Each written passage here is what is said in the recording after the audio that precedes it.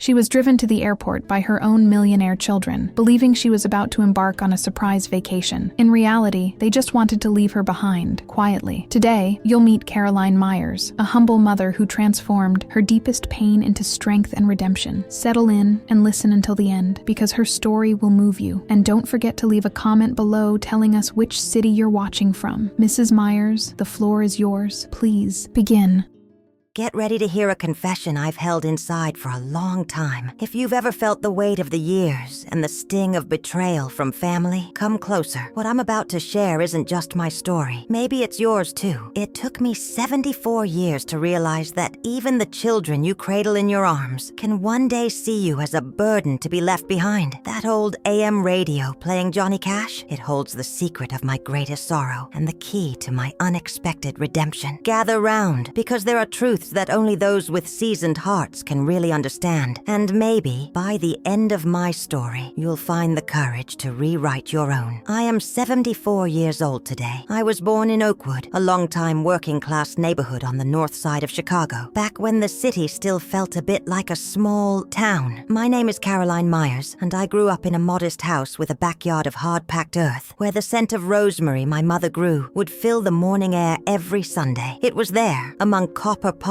and the old wood-burning stove, that I learned the value of hard work and dignity. My father drove a city bus for the old Gray Line. He was a man of few words but carried a stern gaze, laying down the house rules that were never to be questioned. A decent woman doesn't need schooling. She just needs a good husband, he'd say, while my mother would silently lower her eyes in agreement. To them, the fact that I even finished high school was almost a waste. At 17, I met Anthony at the Oakwood Social Club's annual dance right near the lake, back when the water was still clear enough for families to wade in on Sundays. He had intense brown eyes and worked at a small print shop downtown. We married 6 months later, much against my father's wishes, who saw Anthony as a nobody with no real future. Anthony wasn't wealthy, but he respected me and encouraged my little dreams. We settled in a modest home not far from St. Mark's Square, where the church bells shaped the rhythm of our days. Richard was born in 1972, and Melissa followed 4 years later. Life was not easy. Anthony lost his job at the print shop when runaway inflation under President Carter's economy stretched our budget to the breaking point. That's when I started making homemade sweets to sell at the local farmer's market. I remember the sugary aroma that filled my kitchen. I would rise at 4 in the morning to prepare lemon bars, coconut macaroons, and cinnamon fritters. Richard, only 5, would shuffle in half awake, dragging his blanket over the cold tiled floor and settle onto a wooden stool to watch me. "Can I help, Mommy?" he'd ask in that tiny voice that still echoes in my memory. Melissa, just a baby, slept in her stroller near the stove, awakening only when the sweet scent drifted her way. Our stand at the Oakwood Market became well known. Caroline's Sweets is what the locals called it. I worked hard, but there was pride in seeing my children well fed, clean, and enrolled in a private school, a privilege I never had. While many neighborhood families buckled under the harsh economy of that brutal decade, we managed to keep our modest stability. Anthony found a new job as a sales rep for a stationery supply company. He'd travel across Illinois, often gone, for days at a time, but always came back with some little gift for the kids. A toy car for Richard, a hair ribbon for Melissa. On weekends, we'd turn on our AM radio, tune into WGN, and dance in the living room to Johnny Cash. "I Walk the Line" was our song, the one that made Anthony pull me in close and whisper that I was the most beautiful woman in all of Chicago. We were never rich, but we were happy in our simplicity. The kids grew, and I kept up with my sweets, eventually baking for birthdays and weddings. While my neighbors dreamed of new appliances and shiny cars, my dream was to see my children graduate, become independent, and build lives maybe a bit better than our own. When Richard turned 18, I managed to send him off to study business. Administration, he was the first in our family to earn a college degree. Melissa followed in his footsteps 3 years later, graduating in law. I was baking more sweets than ever, hunched over the stove even as my back started to ache. Anthony was putting in extra hours at work, now selling imported supplies, it seemed. Like everything was going right. What I didn't notice then was that a distance between my children and me was starting to open, a small crack that, over time, would become an unbridgeable divide. The first sign came when Richard brought his girlfriend over for dinner. She glanced at my fruit print tablecloth, bought on layaway at Sears, and tried not to look too disapproving. Richard looked embarrassed that night. It was the first time I ever sensed shame in his eyes when introducing me. The turning point in my life came in the weeks leading up to my 69th birthday. Richard was already a financial manager at a multinational firm on Michigan Avenue. Melissa worked at a well-known law office in Lincoln Park. Both were married by then, with condos in pricey gated communities, and rarely made it home for Sunday dinners. Anthony was gone, taken by a sudden heart attack 3 years earlier, leaving me alone in the home we built together. My days were spent on the occasional sweet order and watching soap operas in the early evening. The meager pension I received barely covered the bills, but I took pride in my independence. "Mom, we have a surprise for you," Richard announced on the phone one Wednesday. "It's a very special birthday gift. Be ready tomorrow morning at 9. Pack enough clothes for 2 weeks." My heart skipped. Maybe this was a trip to the beach, something I had always dreamed of. I packed a small bag, put on my best dress, the navy blue with white polka dots, and even dabbed on the pale lipstick I saved for special occasions. The next morning, Richard's executive sedan pulled up in front of my house. He wore a flawless suit, and Melissa had on a pantsuit that must have cost more than 3 months of my pension. "Surprise, Mom! We're going on a trip!" Melissa exclaimed, her voice cheerful, but her eyes giving nothing away. The destination was O'Hare Airport. It was there, in that cold and impersonal terminal, that I first realized something was wrong. Richard kept obsessively checking his gold Rolex, while Melissa pointedly avoided my gaze. The chilly blast of the air conditioning clashed with the